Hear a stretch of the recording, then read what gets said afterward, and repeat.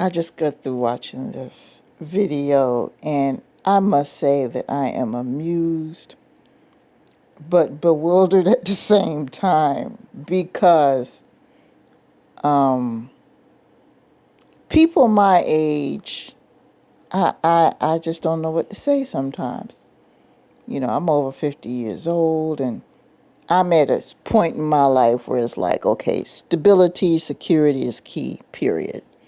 I don't have time for, the bouncing around and the unpredictability as far as, my home life and my finances and all that stuff.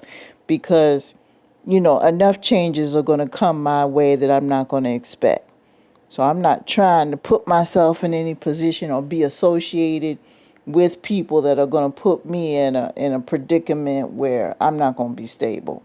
Ain't there, I'm just too old for that mess. And I'm sitting up here listening to this conversation between a younger person and a person that's in their 50s. And the younger person, who is literally a generation younger than this other guy, has way more sense than this guy. I'm listening to this guy in his late 50s, and he is just out of his freaking gourd. He's just talking out the side of his neck about how, I get that the past is the past and that we can't do anything about it. I get that we're not promised tomorrow. But when you're my age, you have to think something about your future. Number one, you have to accept the fact that there's going to be a point in time where if you are blessed with a future, that you're not going to be able to work anymore.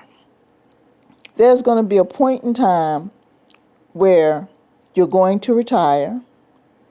There's going to be a point in time where physical ailments may come. There's going to be a point in time where you're not going to be able to physically do the things that you do now. Excuse me. You're going to need more medication. You're going to need more attention. You may require a living companion. You may require nursing. You may require to be in assisted living or whatever the case may be. And that shit costs money. And I believe what's happening to a lot of my peers is that they're looking at the fact that they don't have a plan in place right now. And they have hypnotized themselves into this theory that, oh, well, you know what, I'm just going to go into this philosophy that tomorrow's not promised, and I'm just going to live the best way I can today, and I'm just going to be in complete denial of what's going to happen tomorrow, or I'm just going to let my kids handle it when the time comes. I'll cross that bridge when I come to it. Okay, if you're 20 or 30 years old and you're thinking that is acceptable, but damn it, when you're 50 years old, over 50 years old, and you're still talking the same way, you just sound like a damn fool. You really do. You sound stupid. And you look ridiculous. Number one, accept the fact that you ain't got no damn money. Whether it's your fault or whether it's, circumstances that happen beyond your control, that happen in your life, like a tragedy or something like that, accept the fact that, okay, excuse me again, y'all, it's getting late.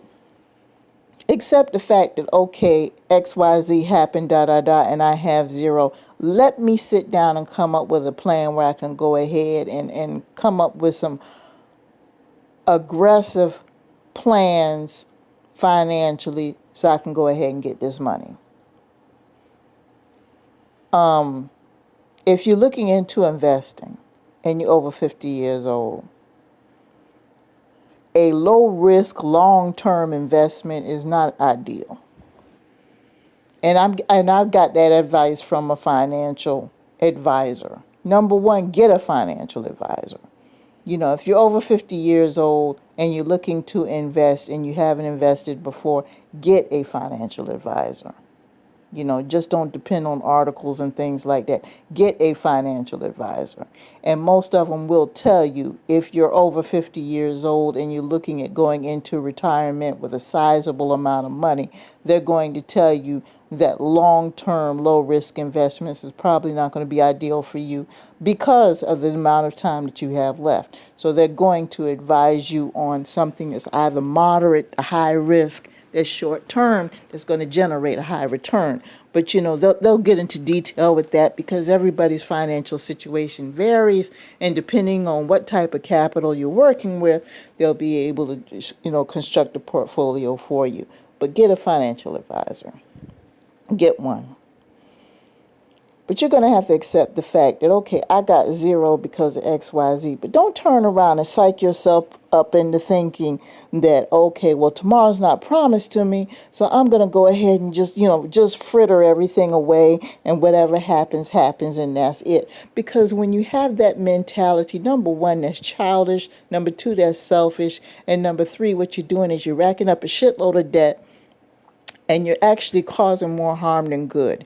Because if something does happen to you today or tomorrow, living recklessly like this, when it's time for you to die and you are buried, guess who's going to have to be stuck having to pay bills?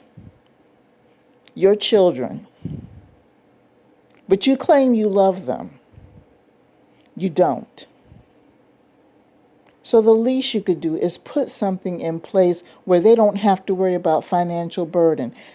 Have a little consideration for your children, at least in this life. Consider the fact that, number one, that they have lives of their own. You don't want them 6 months, a year, 5 years after your debt still trying to settle your financial matters. Don't be stupid. Okay? Grow out of that. Just accept things for what they are. I'm just sitting up here listening to this guy, and he literally sounds like a kid getting involved in this scheme and this plan and things like that. Just not educating himself and just not listening to this young man. And this poor young man, I tell you the truth, I wanted to give him a hug. I wanted to reach through the television and give the poor child a hug, and maybe a cookie or something, because I know he was trying as hard as he could. But anyway, I'm going to get ready to finish watching this episode. But I mean, if you're over 50 and your financial situation is precarious, you really just need to sit back and just look at things for what they are. And while you have the strength and the ability to change it, please change it. If not for yourself, just think about your children.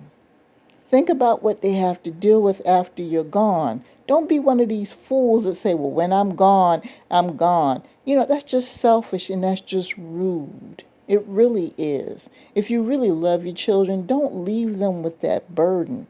The least you could do is just have your shit together, so when you're gone, they will be able to take care of your final matters and be able to move on with your life. That's the least that you could do for them.